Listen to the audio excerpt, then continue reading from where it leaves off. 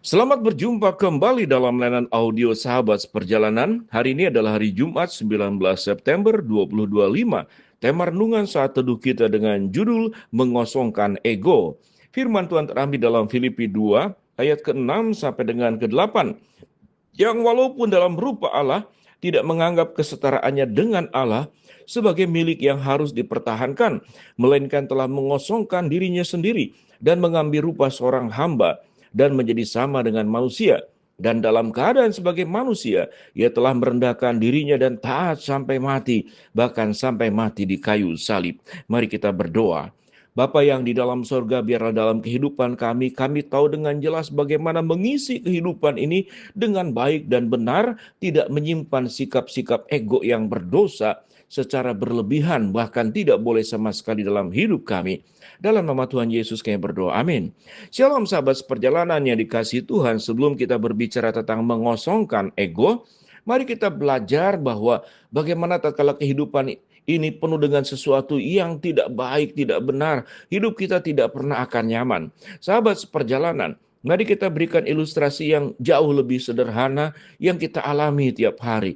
Sahabat seperjalanan, seringkali kita punya rumah, kalau yang sempit memang itu sudah sulit dikatakan. Tapi terkadang ada yang rumah besar, tapi rumah itu seakan-akan sempit, penuh dengan barang-barang yang tidak perlu. Bahkan barang-barang yang siogianya itu sudah harus dikeluarkan, dibuang dan tidak terpakai. Dia tetap menyimpannya.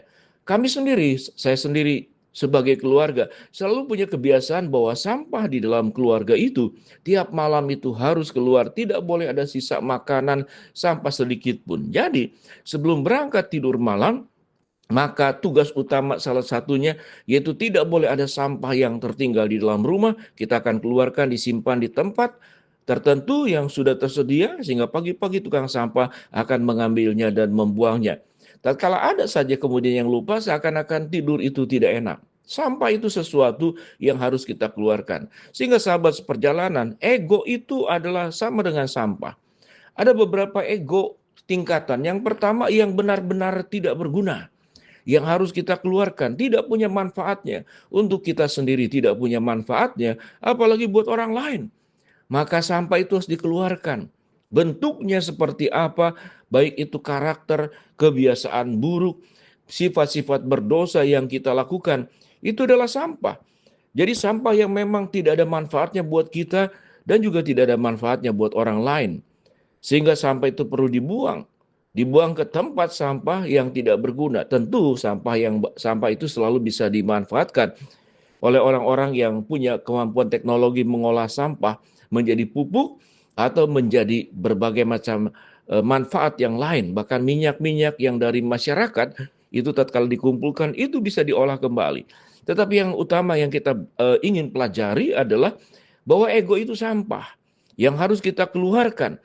Dan kita melihat bagaimana Kristus yang sudah mengosongkan dirinya, pribadinya tidak berdosa, tetapi dia bisa menyerahkan dirinya, sesuatu yang ada dari dirinya, itu dikeluarkan supaya dia bisa dekat dengan manusia, menyentuh manusia, menebus manusia, menyelamatkan manusia. Jadi ada sampah yang tidak berguna untuk kita, juga untuk orang lain. Tetapi ada barang-barang yang tidak berguna buat kita, tapi berguna buat orang lain. Sehingga ego itu, tatkala kita misalkan ada orang yang duduknya itu egois, dia ingin punya tempat yang lebih besar. Tatkala tempatnya sempit, kalau kita melihat di bangku-bangku zaman terdahulu, itu bangku-bangkunya bukan satuan. Tetapi kita masuk ke sebuah rumah makan, lalu kita punya ego yang luar biasa. Tatkala begitu banyak orang makan, kita memakai 3-4 kursi untuk kita pribadi. Kita duduk, lalu barang satu lagi disimpan di kursi satu lagi, lalu yang satunya lagi buat tempat kaki kita diangkat. Sungguh tidak sopan dan tidak santun seperti demikian. Itu berarti bahwa kita memakai sesuatu itu secara berlebihan. Itu dalam ilustrasi tentang makan. Tapi dalam hidup juga sama. Sewaktu kita belanja, kita butuh tas, tapi kita kemudian sudah menumpuk tas yang banyak, mahal.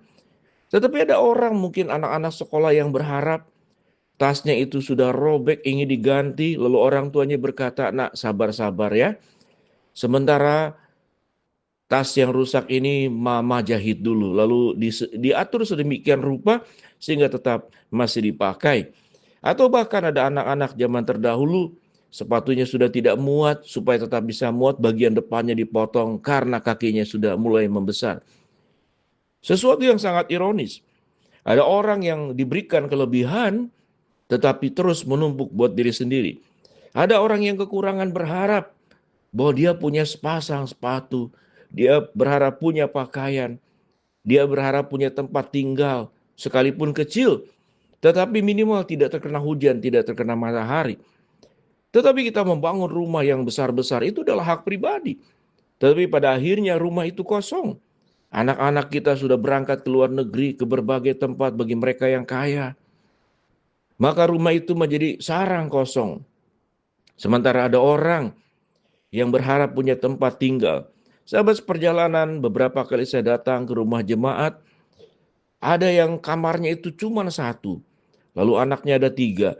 Lalu ruang tamu itu, dapur juga di sana, ruang tamu di sana.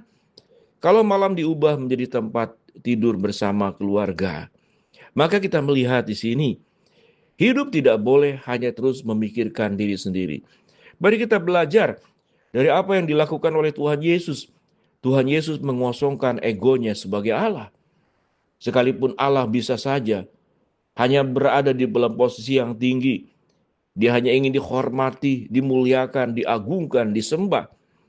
Tetapi Allah di dalam diri Kristus Yesus datang ke dalam dunia, menyerahkan dirinya, menyerahkan nyawanya. Bahkan firman Tuhan berkata, sampai mati di atas kayu salib. Filipi 2 ayat 6-8. Yang walaupun dalam rupa Allah, tidak menganggap kesetaraannya dengan Allah sebagai milik yang harus dipertahankan, melainkan telah mengosongkan dirinya sendiri, mengambil rupa seorang hamba, dan menjadi sama dengan manusia. Dan dalam keadaan sebagai manusia, ia telah merendahkan dirinya dan taat sampai mati di atas kayu salib. Kalau Kristus sudah memberikan teladan dirinya, mengosongkan egonya, kata mengosongkan ego untuk Tuhan tentu tidak tepat, tetapi melepaskan dirinya di dalam kealahannya, datang menjadi manusia dalam rangka memberikan yang terbaik buat kita. Bagaimana dengan kita? Apakah kita tetap menumpuk ego dalam hidup kita sampai kita mati? Yang kita perjuangkan, yang kita beri makan, yang kita fasilitasi, hanya ego-ego keberdosaan kita.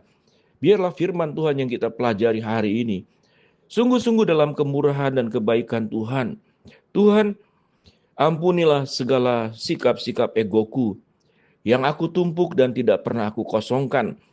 Biarlah aku menjadi seperti Kristus yang sudah memberikan teladan, melepaskan egonya demi mencintai kami, menyelamatkan kami, mengampuni kami, menebus kami, bahkan Engkau sampai mati di atas kayu salib untuk kami semua.